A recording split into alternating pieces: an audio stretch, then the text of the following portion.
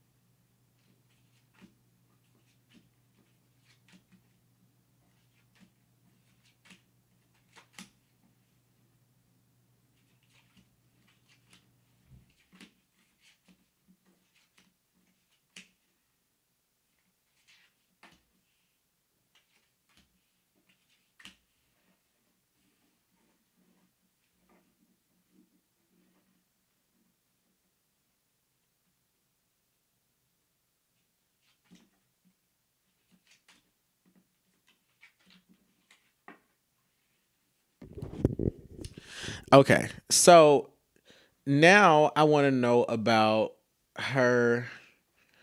How many people did she kill to get slaves to freedom?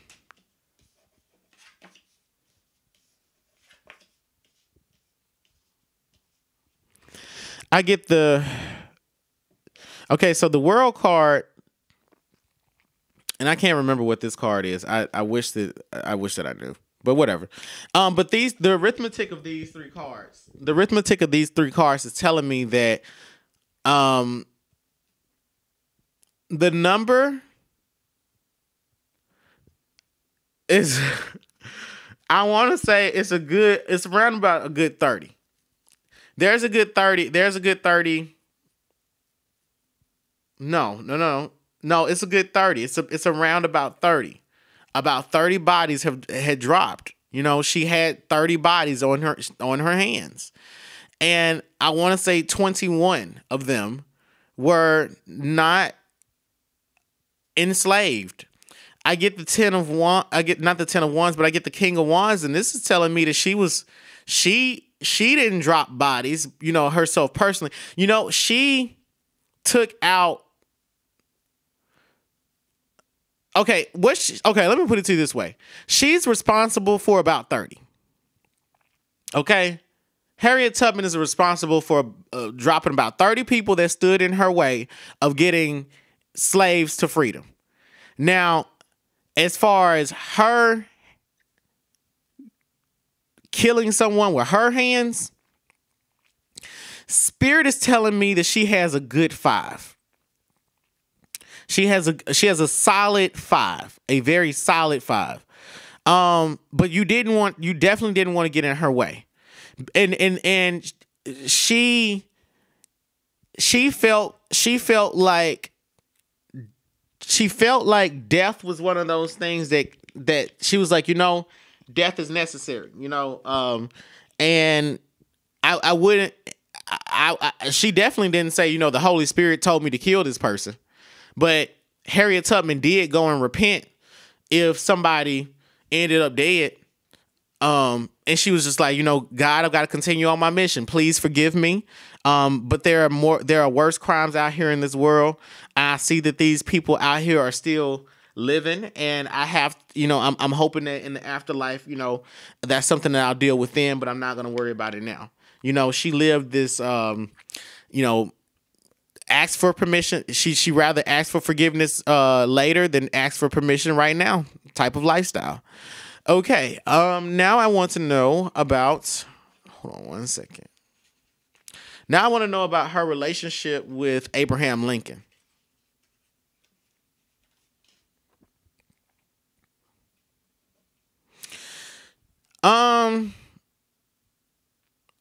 She felt like Abraham Lincoln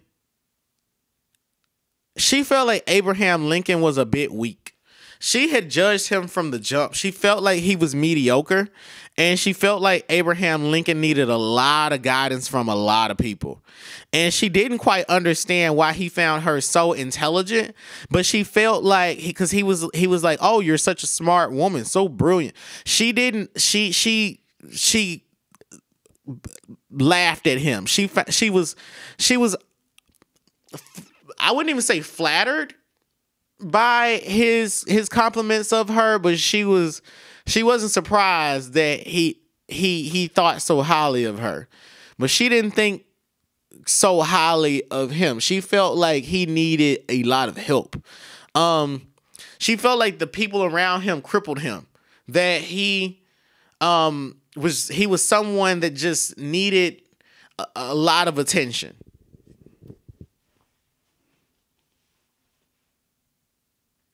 Hey, I'm going to call you in 10 minutes, okay? Hello, I'm going to call you back in 10 minutes, okay? She felt like he was someone that needed a lot of attention. And the judgment card is saying that, yeah, she judged him from the gate, but with the Queen of Wands is saying that she felt like he was not someone that was too spiritual, and she felt like he was a heathen. She's like, you talk about God, but do you really know God? Like, I don't know if you know God. She questioned that about him. And she questioned his capacity to really know God. All right, so let's talk about her relationship with Jesus Christ. I didn't expect that to come up, but her relationship with Jesus Christ.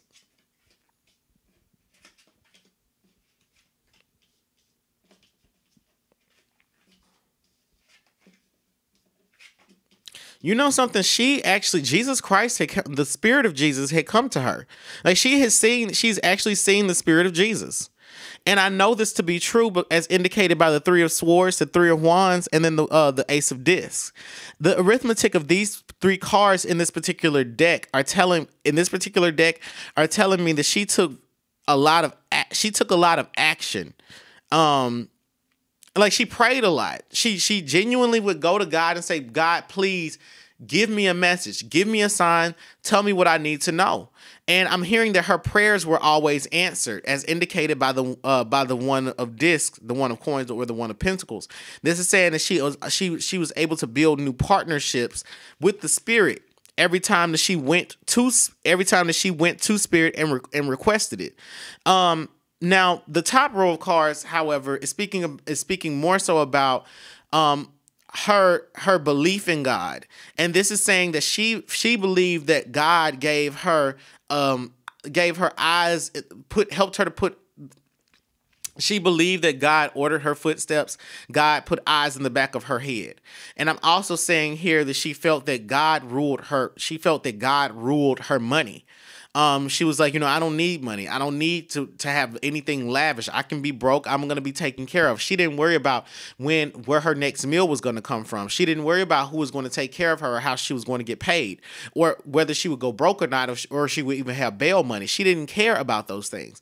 Much rather, she had foresight and she saw the vision that God had for her. If she had a crazy dream about herself, I'm just giving an example. If she had a crazy dream about herself, twerking in front of the White House and getting crowned with thousands and thousands of dollars, she was gonna get up there and do it because she's like, this is what God had for me. But thankfully God didn't have that for her, and she wanted to actually she wanted to do something that was that served people in the way that it freed them, not of their sexual not of their let me just end the joke there. Look, I was going to say something about freeing people of their sexual proclivities and blah, blah, blah. But anyway, the Ace of Discs, the Hermit, and the Ten of Cups is saying that she spent time celebrating Jesus. She praised God for everything that he did for her in her life. She praised God through the good days, the bad days. She was incredibly devout, a very disciplined and dedicated woman. She knew the Bible back and forth, and I remember and I know this from reading about Harriet Tubman, that she liked to be called Moses, and I feel that the Hermit is speaking about her ability to put not so much put curses on people, but to jinx them or hex them. She would say, until you do right by me, everything that you touch gonna fail. Abraham Lincoln, this Civil War is gonna continue going on until you acknowledge that the enslaved need to be freed. So that was her relationship with Jesus Christ. Now I'm going to ask about what we need to learn from her dreams and premonitions. I think I pulled I pulled too many cards. Yep, I pulled too many cards. Now I'm going to ask about her dreams and premonitions.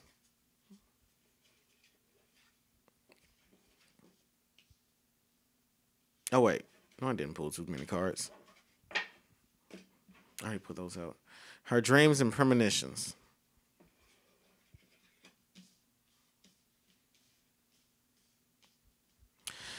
Well, I get I don't know what this, I can't remember the name of that card, but I know that this is the moon, and I get the Ten of Swords. Her premonitions would freak her out. Her premonitions were very symbolic. She had to spend time interpreting her dreams. She had to actually break them down and dissect them and talk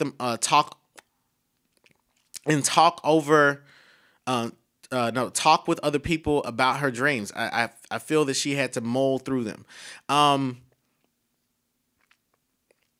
The second row of cards is saying that her dreams and premonitions had helped to balance her understanding of life, and it taught her duality. She needed to know that she couldn't go, she couldn't, look, Spirit had to teach her, look, not everybody wants to be free. And if somebody, it's better for you to piss off, and this is what my spirit guide tells me all the time, it's better for you to piss off somebody else than for you to piss me off. That's what he always tells me.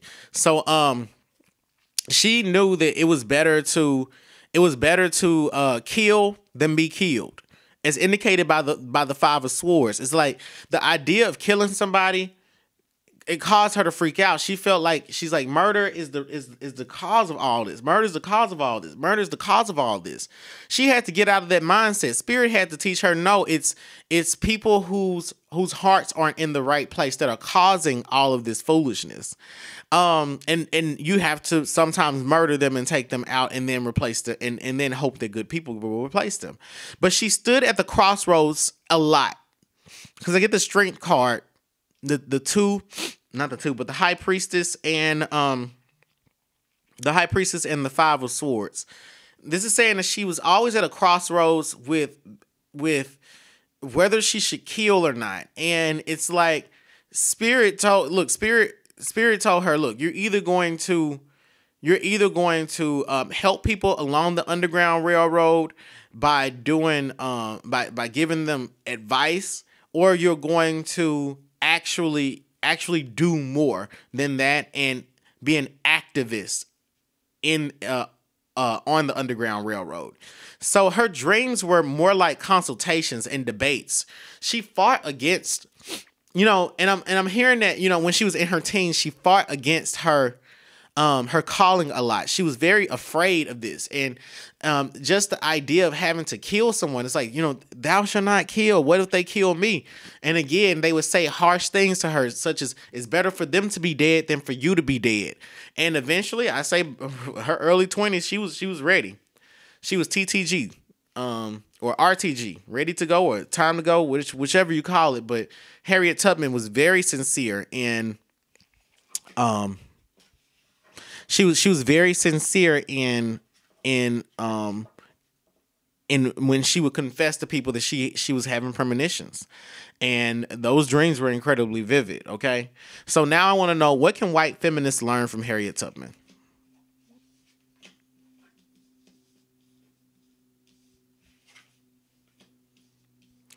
Spirit is saying that